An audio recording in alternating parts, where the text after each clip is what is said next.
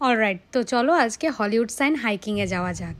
Hollywood সাইনে হাইকিংয়ে যেতে গেলে তিনটে রাস্তা আছে। এক হচ্ছে গ্রিফিথ অবজারভেটরি থেকে হাইকিংয়ের ট্রেল, অ্যান্ড আরেকটা হচ্ছে হর্স আছে, হর্সের করে হচ্ছে হাইকিংয়ে যাওয়া যেতে পারে, which is like very easy. And আমরা যেইভাবে গেছিলাম সেটা হচ্ছে সবচেয়ে হার্ড অ্যান্ড স্টিভও। তো আমাদের বাড়ির থেকে হলিউড হাইকিংয়ের যে ট্রেলটা সেটার অলমোস্ট 1 ঘন্টা 10 মিনিট মতো লাগে with traffic, not without traffic. অ্যাড্রেসটা হলো 2734 canyon drive, Los Angeles. And parking খুবই সীমিত থাকে, খুব একটা বেশি থাকে না পার্কিং। তো আমরা আমাদের গাড়ি পার্ক করে কিছুটা পথ হেঁটে হঠাৎ করে শুরু হয় এইরকম একটা হার্ড রাস্তা, এইরকম স্টিভ রাস্তা। কিছুক্ষণ তো মনে হয় আমরা জোশে চলে যাই, তারপরে শুরু হয় হাফ রাস্তা থেকে। আর সেই দিন প্রচুর রোদ ছিল, লস অ্যাঞ্জেলেসে এখন প্রচুর গরম পড়ছে, তো তাও আমরা ট্রাই করেছি আমাদের বেস্ট। তো এইখানে দেখতেই পাচ্ছ এই সময় আমি একদমই ঠিকঠাক ছিলাম। কিছু দূর যাওয়ার পরে ভিউটা কিন্তু অসাধারণ আসে। ওই ভিউ দেখার সাথে সাথে এই হাইকিং করার কিন্তু একটা মজাই আলাদা। রাস্তাটা কাঁচা, প্রচুর ধুলো ছিল, আমাদের জুতোগুলো একেবারেই ধুলোতে মানে ভরে গেছিলো। সেই দিন দেখলাম অনেকেই এরকম হাইকিংয়ে এসছে আমাদের মতো। এখানকার লস অ্যাঞ্জেলেসের লোকজন প্রচুর ফিটনেস ফ্রিক হয়। ওরা সপ্তাহের প্রত্যেকটা দিনই কিছু না কিছু ওয়ার্কআউট করে, রোজ একই ওয়ার্কআউট করে না। কেউ কখনো জিমে যায়, কখনো হাইকিংয়ে যায়, কখনো রানিং করে, আউটসাইড রানিং করে। তো সবাই এরকম কোনো না কোনো অ্যাক্টিভিটির সঙ্গে যুক্ত থাকে।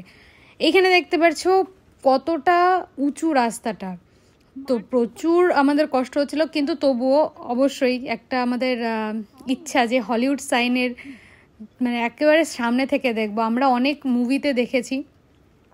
তো যাই হোক, হঠাৎ করে দেখি ঘোড়াগুলো ছুটতে শুরু করে দিয়েছে, একেতে ধুলো, তার মধ্যে এরকম ছুটতে শুরু করেছিল, মানে নাকে মুখে চোখ চুল টুল সব ভরে গেছিলো ধুলোতে। এই হলো সেকেন্ড ডিরেকশন। এরপরেই হঠাৎ করে দুই দিকে দুটো রাস্তা চলে যায়। একটা হচ্ছে সামনের দিকে, যেটা থেকে সবচেয়ে ভালো হলিউড সাইনের ফটো আসে, আরেকটা হচ্ছে পেছন দিকে, যেটাতে আমরা আজকে যাচ্ছি।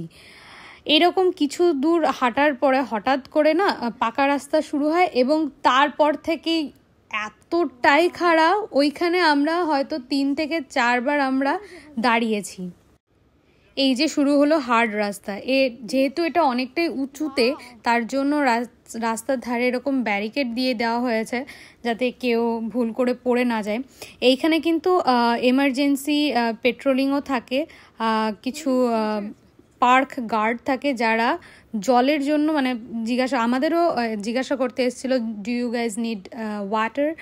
তো আমাদের কাছে অবশ্যই আমরা ক্যারি করছিলাম 2টো বোতল, ঠিকঠাক জল ছিল, তার জন্য আমরা নেইনি, বাট এরকম হেল্প করতে থাকে। তো কিছুটা দূর গিয়ে দেখতে পারলাম হলিউড সাইনটা, অ্যান্ড এখানে আমরা ওয়েট করছিলাম, এতটাই অবস্থা আমাদের খারাপ হয়ে গেছিলো।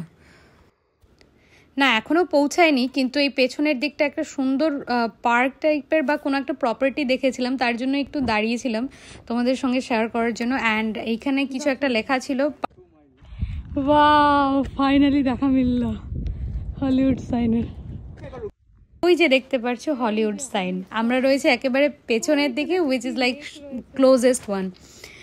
ওই দিকে একটা লেক টাইপের রয়েছে, ছোট্ট লেক। আমি পরে বাড়িতে এসে গুগল সার্চ করে জানতে পারি যে ওইখানে একটা লেক আছে, আদৌ আমি জানতাম না যে ওখানে কোনো লেক রয়েছে।